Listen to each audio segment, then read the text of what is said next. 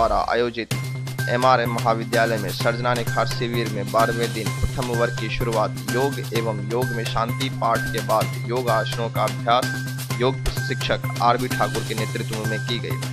द्वितीय वर्ग में छात्राओं ने कंप्यूटर प्रशिक्षक राजू कुमार ठाकुर से कंप्यूटर के बारे में विभिन्न प्रकार की जानकारियां प्राप्त की।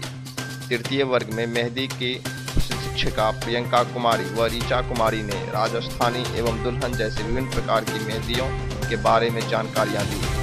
चतुर्थ वर्ग में मिथिला पेंटिंग की सभी सर आते हैं, सभी मैम आती है, जैसे कि मेहंदी का क्लास होता है, होटल मैनेजमेंट का होता है, ब्यूटिशियन का होता है।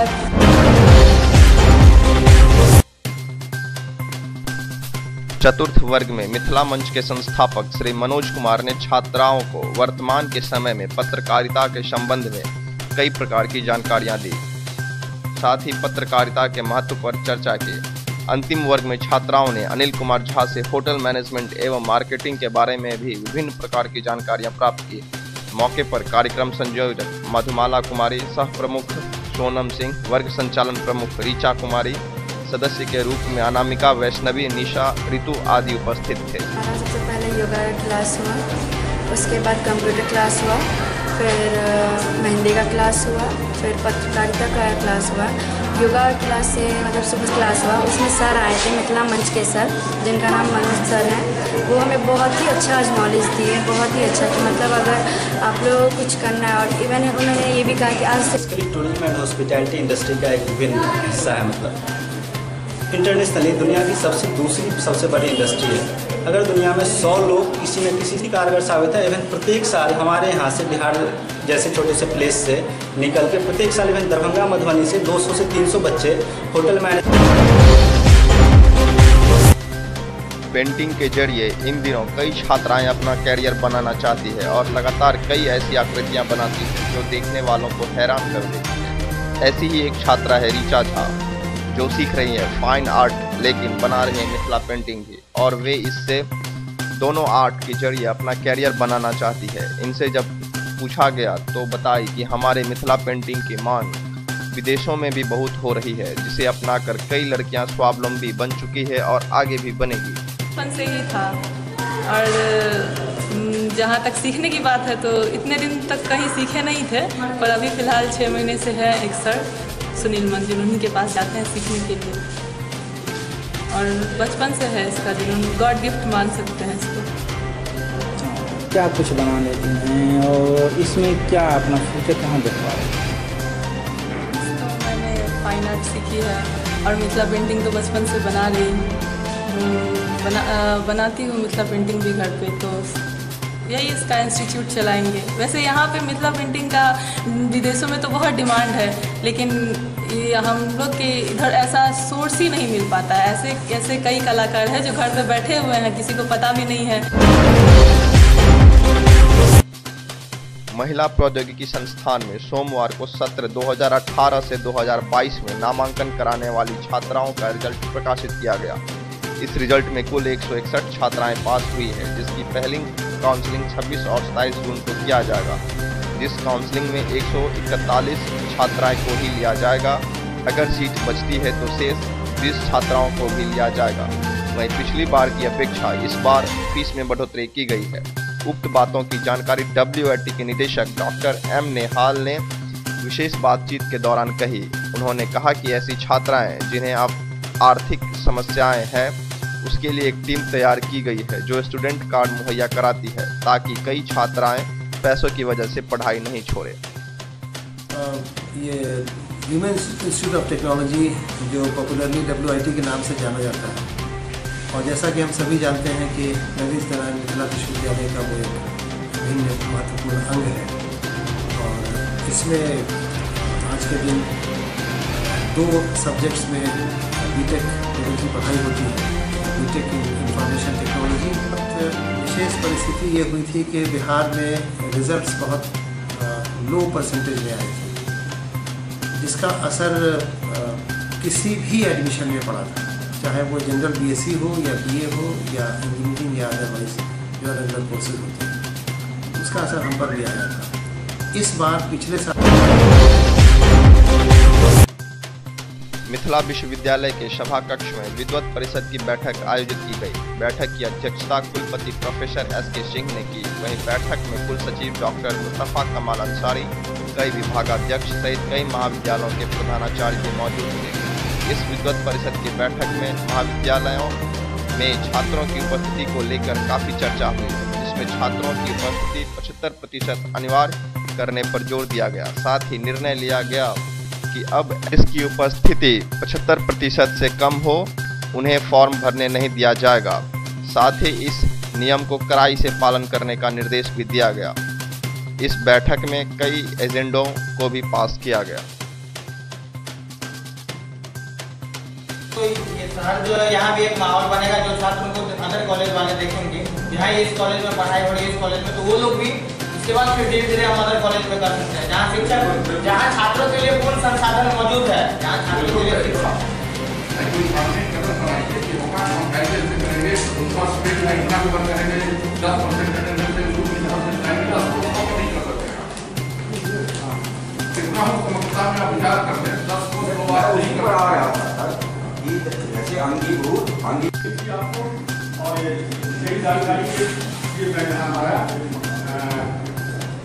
State law have quality mandate by the UGC by improving the quality in higher education institutions. UGC ने पत्र लिखा है, the mandate strives to achieve the objectives set by the year 2022. इसके लिए what कर रहे हैं, कैसे इस विद्वत परिषद की बैठक जो संपन्न हो गई है, इसमें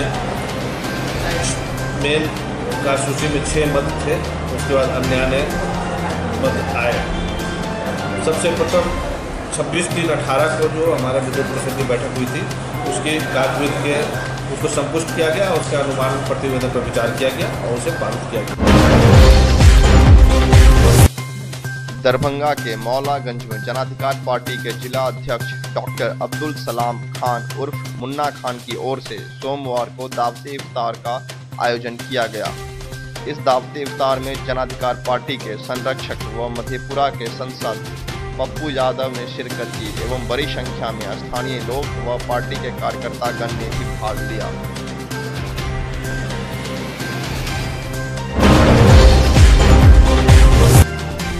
हायाघाट प्रखंड के चंदनपट्टी पंचायत के पिपरौलिया गांव में महादेव मंदिर पर बीते सोमवार को हुई बारिश में वज्रपात गिरने से मंदिर क्षतिग्रस्त हो गया।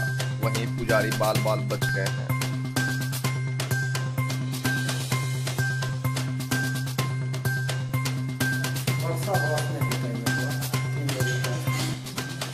क्या आपने अपने लाइफ में देखा है कभी जो मंदिर पर, क्या नाम हुआ, तो कौन सा गांव है, कौन सा बताइए। ये वज्रपात किस टाइम में हुआ? 2:30 बजे आप मंदिर ही में थे? कैसा लगा आपको?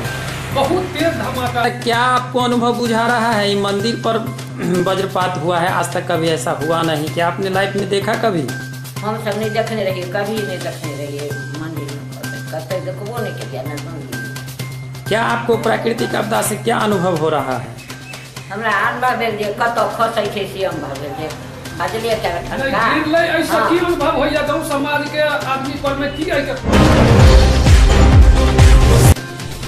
बहेड़ी प्रखंड के हरचा पंचायत के मोहनपुर चौर में 11,000 वोल्टेज की तार गिरने रही एक ग्रामीण के मवेशी की मौत हो गई, जिसके बाद ग्रामीणों ने लहरियासराय बहेड़ी मुख्य पथ को जाम कर अपना आक्रोश व्यक्त किया। देखिए सर, इसमें जो है आज 10 रोज से तार टूट करके 11,000 गिरा हुआ है इस चौड़ में। उस चौड़ में तार गिरा हुआ है, कंप्लेन हुआ, आकर के जोड़ दिया गया है, जोड़ करके इतना ऊंचा पर छोड़ दिया गया है। उसमें जो इस 3-4 गांव का बैल भैंस और बकरी चढ़ रहा।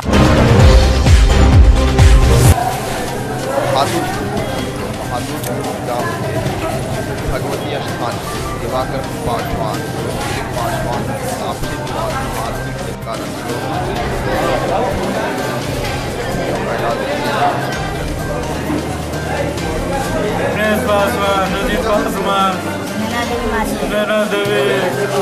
सब परिवार मारा। क्या चीज के लिए मारपीट हुआ?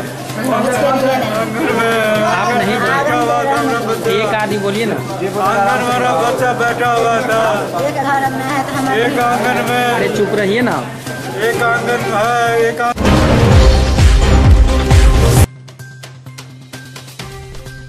सोमवार को दरभंगा जंक्शन पर बिहार संपर्क क्रांति एक्सप्रेस पकड़ने के क्रम में नेपाल निवासी इंद्र मंडल की मौत ट्रेन से पैर फिसलकर गिरने से हो गई। शव को आरपीएफ ने अपने कब्जे में लेकर पोस्टमार्टम के लिए डीएमसीएच में भेजा। क्या नाम था उसका? घर कहाँ हुआ?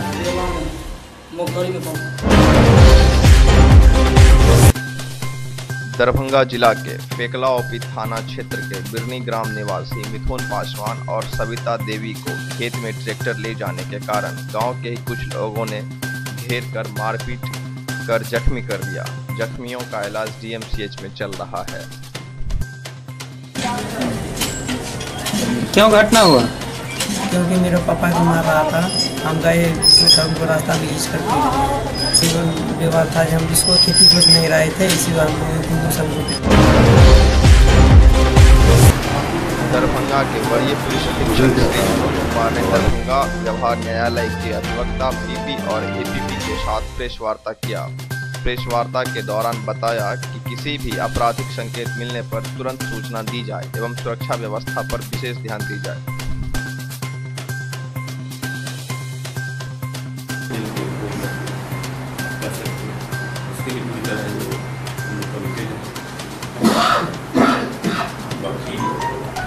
मैं धन्यवाद देता हूँ आए और इस रिपोर्ट के साथ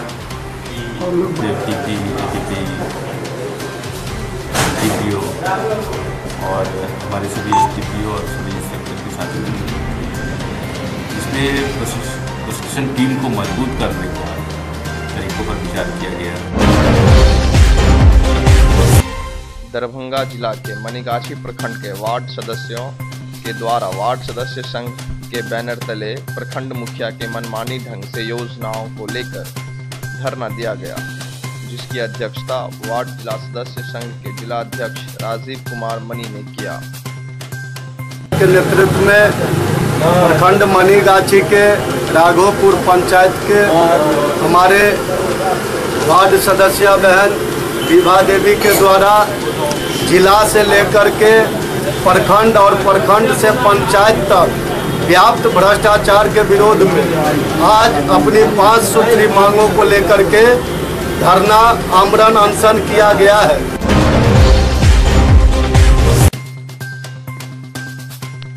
बिहार राज्य अराजपत्रित कर्मचारी महासंघ एवं बिहार चिकित्सा एवं जन स्वास्थ्य कर्मचारी संघ के संयुक्त तत्वाधान में विरोध मार्च निकाला गया। विरोध मार्च की शुरुआत लहरियासराय धरना स्थल से हुई, जबकि इसकी समाप्त प्रमंडलीय आयुक्त कार्यालय पर जाकर हुई। कर्मचारियों के शिष्टमंडल ने प्रमंडलीय आयुक्त से संविदा पर बहाल कर्मचारियों को नियमित करने एवं पेंशन लागू करने जैसी 5 सूत्री मांग रखी, जिसे आयुक्त महोदय के द्वारा शिष्टमंडल को आश्वस्त किया गया और कहा गया कि सभी बिंदुओं पर जांच कर आगे की कार्रवाई की जाएगी। विरोध मार्च जिला अध्यक्ष शांति देवी, जिला मंत्री फूल कुमार, मोहम्मद ईशा अली खां, अशोक कुमार झा, अरुण कुमार झा, आरती कुमारी आदि ने भी अपना विचार व्यक्त किया। बिहार पटना के द्वारा जो तुगलकी फरमान जारी किया गया है कर्मचारियों का स्थानांतरण करने का, सभी नियम कानून को समान प्रशासन विभाग के आदेशों को ताक पर रख के जो स्थानांतरण और नियमित ढंग से किया जा रहा है उसके खिलाफ प्रदर्शन आयोजित है और प्रदर्शन के उपरांत हम लोग मानसन लिख देंगे।